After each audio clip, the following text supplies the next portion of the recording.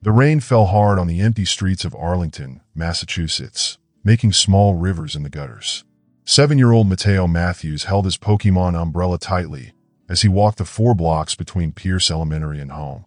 His shoes were already wet, even though he tried hard to avoid the growing puddles. The early dismissal from school because of a transformer explosion had confused everyone's schedules. But Mateo felt uneasy, like something wasn't right, beyond just the change in routine. As he approached his house, a modest 2-story colonial with white siding and dark blue shutters, he saw Carlos's silver Audi in the driveway. Mateo stopped in his tracks. Carlos's car shouldn't be there, not at 1:30 in the afternoon. Carlos was supposed to be working in his home office, the sunroom they turned into a workspace after he and Mateo's mom got married 6 months ago. Mateo remembered the wedding clearly. His mom had looked beautiful in her simple cream dress, and Carlos had looked perfect in his tailored suit. Baby Isabella, only 6 weeks old at the time, had slept in Mateo's grandmother's arms during the ceremony. Carlos had knelt down at the reception, smiling at Mateo and saying, "We're going to be a real family now, buddy. I'll take care of all of you." But that memory made Mateo's stomach twist. Things had changed slowly, and Mateo couldn't figure out when exactly things started feeling wrong. Carlos's smile didn't look real anymore, and his voice had become sharper. The sounds of arguing had become normal, and the silence after that was even scarier. When Mateo reached the front door, he heard Isabella crying from upstairs, where her nursery was. Her cry was different than when she was hungry or tired. This was the cry that made Mateo's chest hurt. He quietly opened the door. The house smelled wrong. It didn't smell like the lavender air fresheners his mom liked, or the meals Carlos used to cook. Instead, the air felt heavy, reminding Mateo of how his real dad's breath used to smell on bad nights before the accident. "Just leave it," Carlos's voice carried from the living room, sharp and slurred. "I said I'll handle it." Then came a loud crash, followed by cursing. Isabella's cry grew louder. Mateo stood frozen, his umbrella dripping water on the floor. He should announce his presence, but something inside him told him to stay quiet, to listen. 3 weeks isn't that long, Carlos was saying into the phone. "I've got better prospects than that joke of a company." "No, don't you dare talk to me about responsibilities. I'm handling it just fine." Another crash.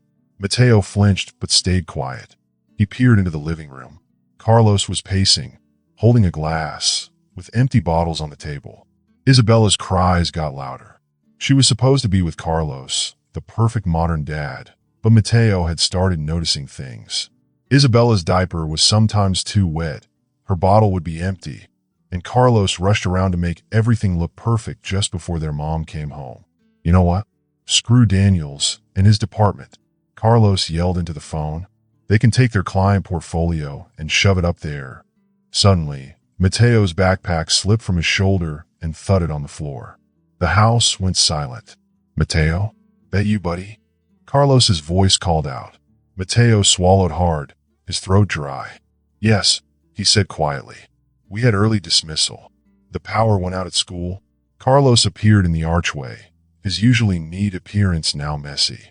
His shirt was untucked, his tie loosened, and his hair looked like he'd been running his hands through it. His eyes were bloodshot, and that tight smile Mateo had learned to fear stretched across his face. "Early dismissal, huh?" Carlos said, taking a sip from his glass. "Didn't they call to let me know?" "They tried," Mateo said carefully, "but Miss Rivera said some calls weren't going through because of the storm." "The storm?" Carlos repeated, his smile widening, but his eyes cold. "Perfect timing, huh? You know what your mom and I always say about perfect timing, right, Mateo?" Mateo didn't answer. He didn't remember hearing any saying about timing, and Carlos sometimes made up things that never happened. It was safer to stay quiet. Isabella's cries grew louder, but Carlos didn't even look toward them. "You know, buddy," Carlos said, stepping closer, "I think you and I need to talk about what you might have heard just now. About being a team player, about keeping family business in the family. What do you say?" Mateo clutched his wet umbrella tightly, still dripping water on the floor. He wanted to go upstairs to Isabella, but he couldn't leave her.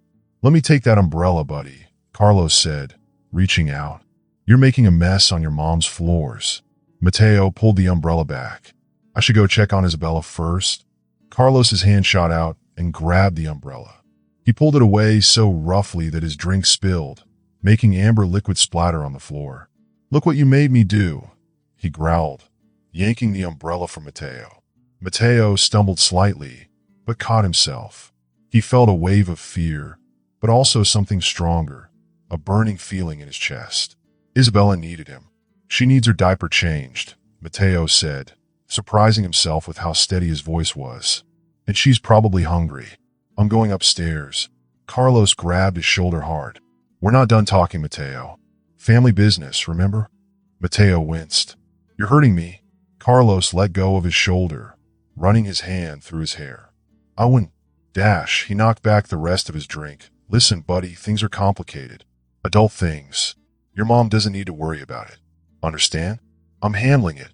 Mateo thought about the bills he'd seen Carlos hiding in his desk last week, and how the heat was turned down low, making Isabella need extra blankets. "I'm going to check on Isabella," Mateo repeated, edging toward the stairs. Carlos's face twisted. He threw his empty glass at the wall, making Mateo jump. "You're just like them, aren't you? Judging me. I'm doing my best. Your precious mom has no idea what it takes to keep this lifestyle, to keep up appearances." Mateo didn't wait to hear the rest. He ran up the stairs, his wet shoes slipping on the steps. Behind him, Carlos shouted something, but Mateo couldn't make out the words. The nursery door was slightly open. When Mateo saw Isabella, his heart hurt. She was red-faced and crying hard in her crib. Her diaper was soaked through her clothes, and the room was cold. Mateo's breath came out in a cloud of mist. "I'm here, Em," he whispered, rushing to her crib. "Big brother's here." Mateo had helped his mom with Isabella enough to know what to do. He grabbed a clean diaper and wipes from the changing table. Isabella's crying softened when she saw him, and she reached her little hands out to him. Suddenly, Mateo heard footsteps coming closer. It was Carlos. Mateo froze. Carlos was yelling from downstairs. Mateo quickly grabbed the baby monitor from the dresser, knowing it would let his mom hear what was going on. He plugged it in and turned on the iPad. The screen lit up with 82% battery, and the baby monitor app was already installed. Carlos's footsteps came closer. Mateo grabbed the iPad, turning the monitor toward the door just as Carlos started to pound on it. "I'm sorry, I lost my temper," Carlos's voice called out sweetly, almost like he was trying to trick Mateo. "Let's talk about this man to man." Mateo carefully changed Isabella's diaper while keeping his eye on the door. He didn't trust Carlos's sweet talk. More glass broke downstairs, and Carlos's voice got loud again. "It's just work stuff. Nothing for your mom to worry about." Isabella started to fuss again. Mateo grabbed the bottle and formula from the baby bag, just like he'd seen his mom do. Carlos's pounding on the door grew louder. "You hear me?" Carlos's voice was strained. "When I get in there." Suddenly, a loud crash from downstairs made Mateo freeze. Through the baby monitor, he could hear Mrs. Garcia's voice calling from outside. "Is everything okay in there? I'm hearing a lot of noise." Mateo felt hope. Mrs. Garcia, the old lady next door, always helped when needed. She must have heard everything. Carlos's face on the iPad screen changed. He looked terrible. His eyes darted toward the stairs, then back at the nursery door. "Everything's fine," Carlos called out, his voice fake and cheerful. "Just doing some furniture rearranging." Another crash came from downstairs. Mrs. Garcia was here. Mateo turned to Isabella. He held her close and whispered, "I won't let anything happen to you. I promise." The sounds from next door had been growing louder over the past hour. At first, Mrs. Garcia tried to ignore them.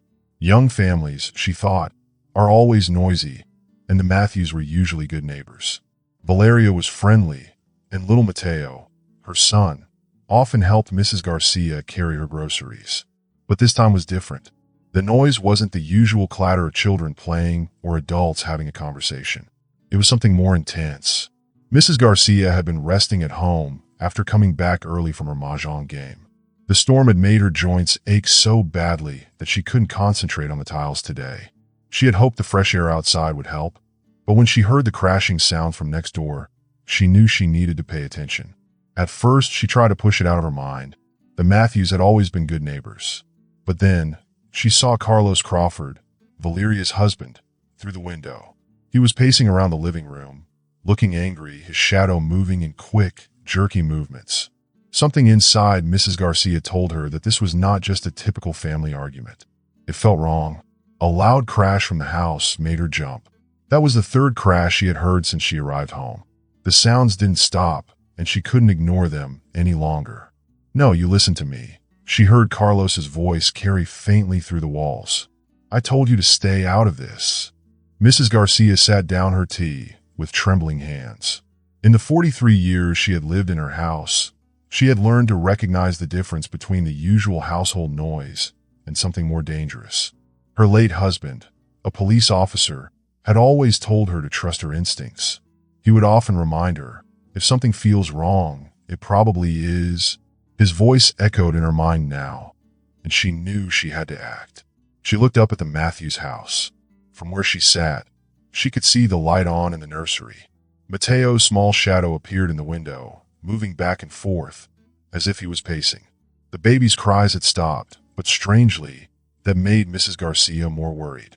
It wasn't like Mateo and Isabella's usual routine. She picked up her cell phone and noticed Valeria's number was saved on it, just in case. Mrs. Garcia had added it to her contacts months ago, thinking it would be a nice gesture. She never expected to need it like this. Mrs. Garcia hesitated for a moment. Her fingers hovered over the contact. But then another crash came from inside the house. This time, a child's voice, too muffled to understand, could be heard, followed by Carlos's angry shout. Mrs. Garcia quickly pressed the dial button, her heart racing. "Mateo, sweetheart, is everything okay over there?" Mrs. Garcia said softly into the phone. Mateo, upstairs in the nursery, sat in the corner with his little sister, Isabella, in his arms. Isabella had just finished her bottle and was dozing off.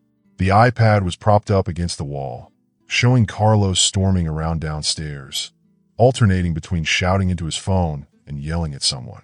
The baby monitor app was still on, recording every sound from the nursery. Mrs. Garcia's voice came through the baby monitor, asking, "Valeria, I'm sorry to bother you at work, but I'm hearing some concerning noises next door. Mateo came home early, right?"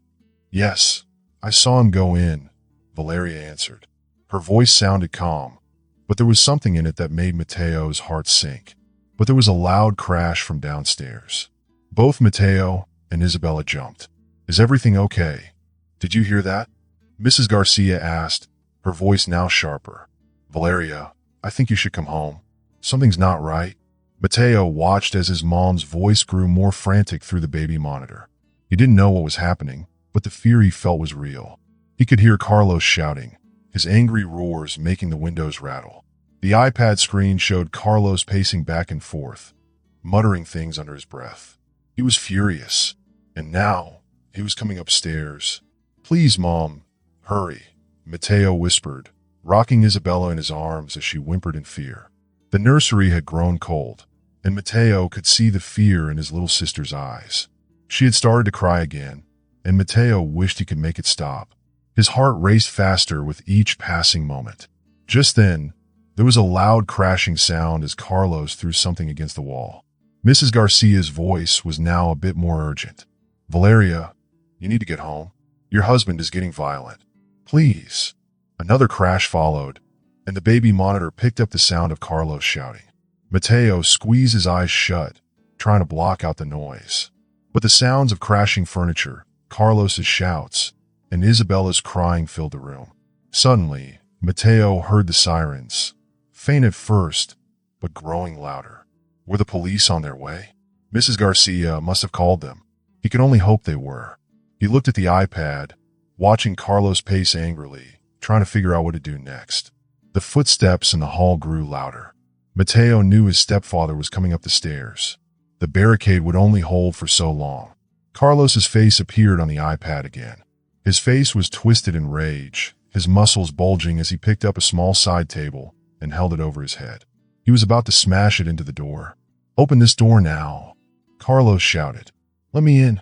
Mateo pressed Isabella closer to him, his heart pounding. He couldn't let Carlos in. He couldn't let anything happen to her. The barricade was all they had. Then the doorbell rang. Mrs. Garcia's voice echoed faintly from outside. telling Valeria she should come home. Mateo felt a wave of relief.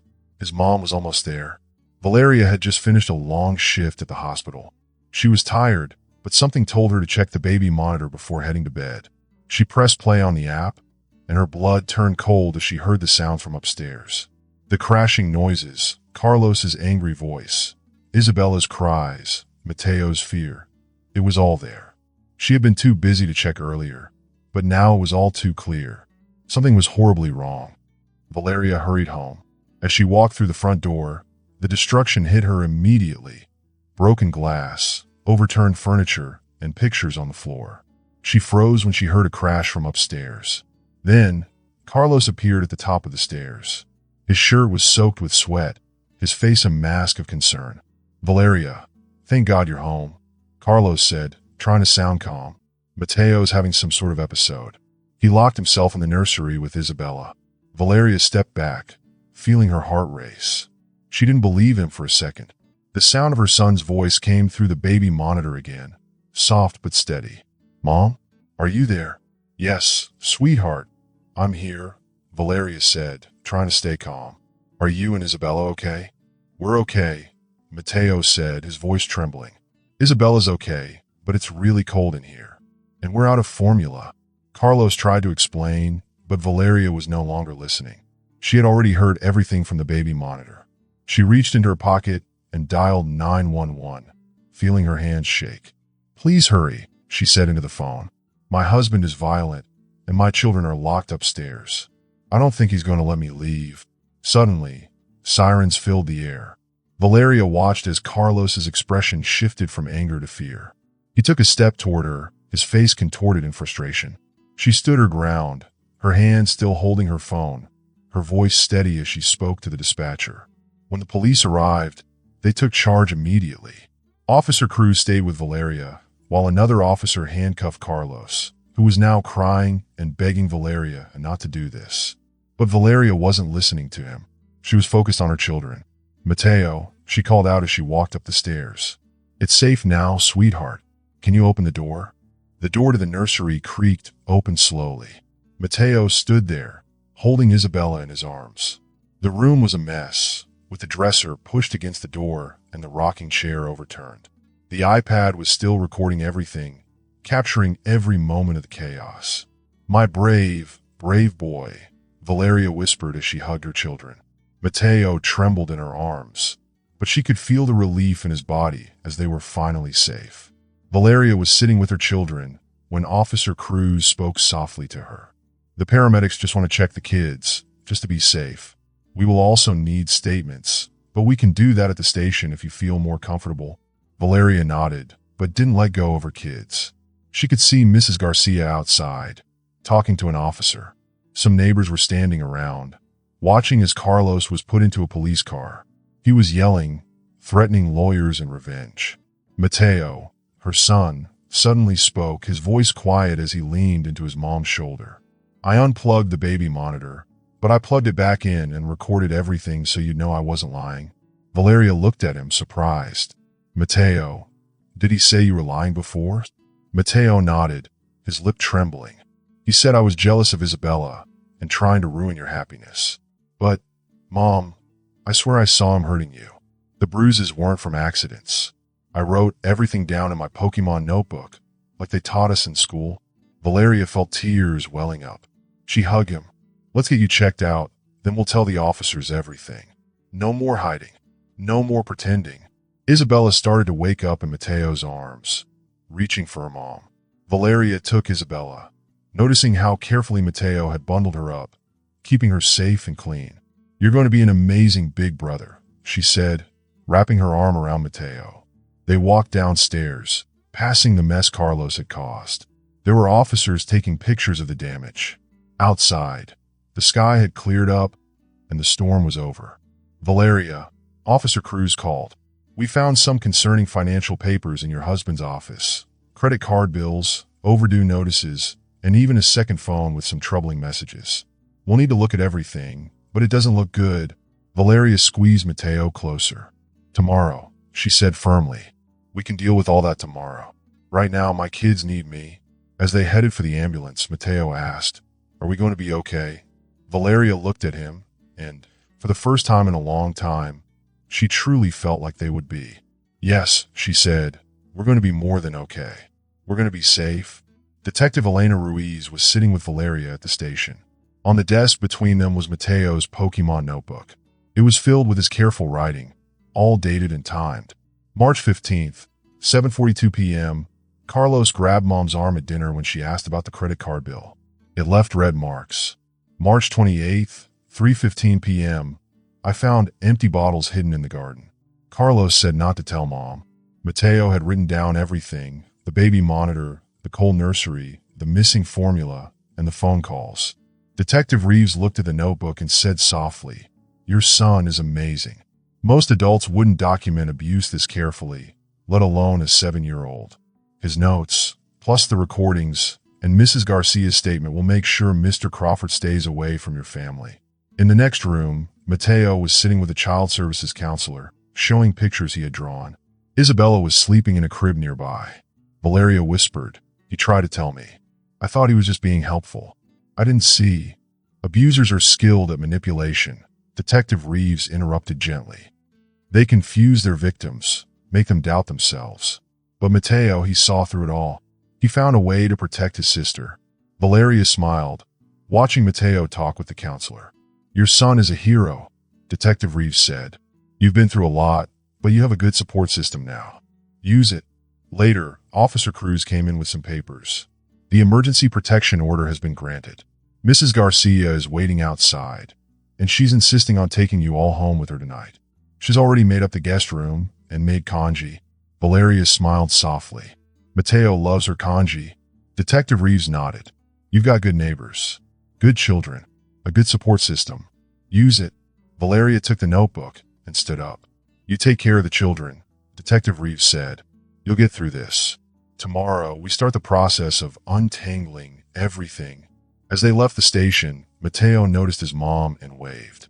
"I got a badge," he said, holding up a junior police badge sticker. Even after everything, Mateo was still just a little boy, excited by the small things. "Ready to go home?" Valeria called. Mateo nodded, helping pack Isabella's things. Together, they left the station, and Mrs. Garcia was waiting with open arms, ready to take them home to a safe, warm place. The next day, in their new apartment, Mateo was sitting on his bed. It was moving day. "Mom, is this really our home now?" he asked, looking at his new room. "Yes," Valeria said, smiling. "It's ours. No more living in Mrs. Garcia's spare room. This is our fresh start." Mateo smiled, holding a shiny new key on a Pokemon keychain. "Our real safe home." Later, when Isabella was taking a nap, Valeria and Mateo sat together. Mateo looked at the new room and smiled. It was different now. It was safe. "You know, Mateo," his mom said, "you turned a scary place into a safe one. You protected your sister. You taught me what courage really is." Mateo smiled back. "I did it because I love Isabella." His mom nodded. "This room saved us, Mateo. Because of you." Mateo looked around the bright, sunny room. The baby monitor on the dresser was just a baby monitor now. It wasn't needed for safety anymore. The locks on the doors were solid, but they didn't have to worry. They were safe. Dr. Sofia Alvarez had told Mateo that it was okay to check the locks sometimes, even though they didn't need them anymore. "Trauma takes time to heal," she had said. Valeria smiled at Mateo. "You're right, and you're not alone. We'll heal together." That night, after they tucked Isabella into bed, she called out sleepily, "Story, Mateo." Mateo smiled. Once upon a time, there was a very brave little girl and her big brother. They lived in a house that wasn't very happy, but then they found their way to a new home. A home where they were safe, loved, and protected. His mom added, and the very best part of that home was that they never had to be scared again. Mateo finished, because in this home, every room was a safe room, and they lived happily and bravely ever after. With that, Mateo closed the door to Isabella's room, just a little bit. Not because they had to lock it, but because they didn't need to hide. They were safe, and that made all the difference in the world. If you enjoyed this story and would like to see more content like it, I encourage you to subscribe to my channel. By subscribing, you'll stay updated on all our latest inspiring and heartwarming stories and have the opportunity to engage with our growing community. Additionally, I would love to hear your thoughts and feedback in the comment section below. Thank you for your support, and I look forward to sharing more captivating narratives with you.